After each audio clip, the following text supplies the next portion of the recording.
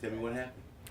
Okay, I was laying in the bed. I was watching television on my cell phone, YouTube, and I heard a couple of bumps at the door. We got 3 doors. It was one of the 3 storm doors.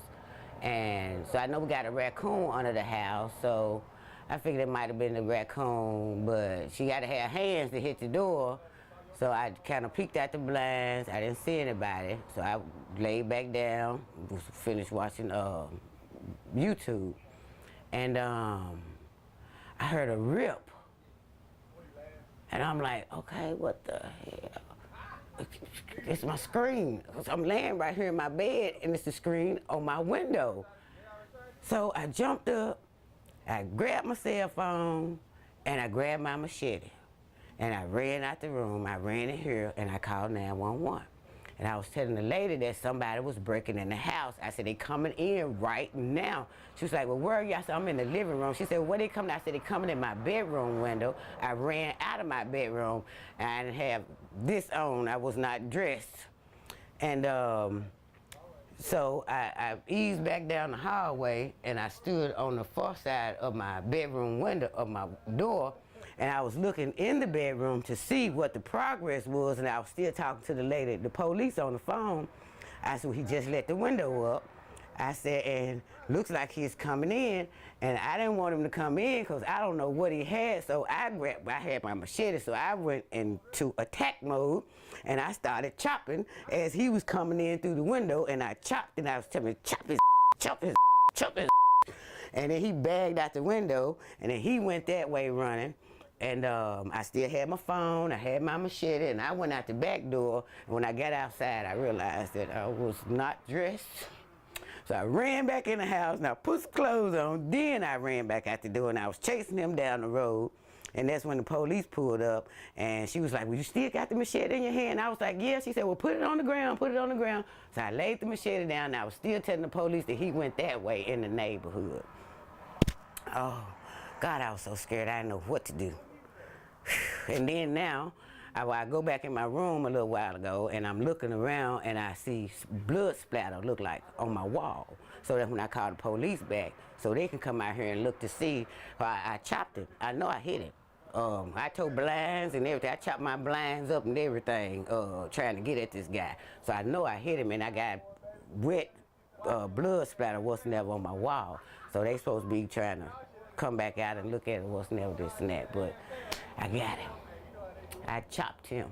This second time he done broke in here. He broke in here right before Christmas and stole all our TVs. And so we sitting here now for Christmas with no TVs, you know, stuff missing, Christmas stuff and stuff like that was gone. And I guess he figured, you know, since the white car was gone, he was gonna come on back. And I'm saying he coming through the front window with all this traffic right here. You know, these people over here ain't even looked out the door. Ain't did nothing. You see a person going through a window. He had on a black, a whole shirt like with the hood attached to it. And had on these black jeans and some black shoes with some white on. But I chopped him. I chopped him with my machete. I sure did. Did he say anything? Ah! And ran. I heard him holler. That's all. And by the time that, like I said, I was going out the back door because I was going to cut him off. You're not going to get away from here. And then I realized it was cold outside. So I had to come back and put clothes on. Because I'd hate to be running down the street as the way I was, because they probably would have got me, thinking something was wrong with me. So by the time I got back out there, like I said, he was going around that White House on that corner right there. He was booking it. He was holding his pants in one hand and had his head and is trying to pull his hood over on the other hand. But if I had been dressed accordingly, I'd have caught it.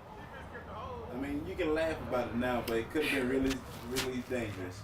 Man, what you say? I don't know if he had anything or what, you know what I'm saying? So I figured I would probably do best with the element of surprise instead of letting him surprise me by getting in here.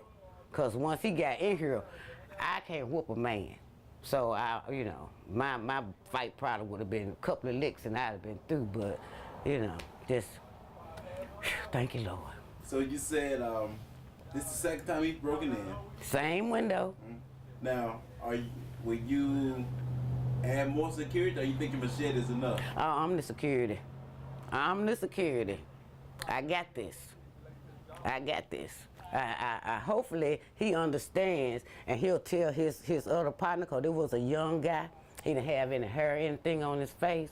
So hopefully he'll tell the rest of them, you know, whatever y'all do, don't go to that house, because you might not get back out of there once you get in.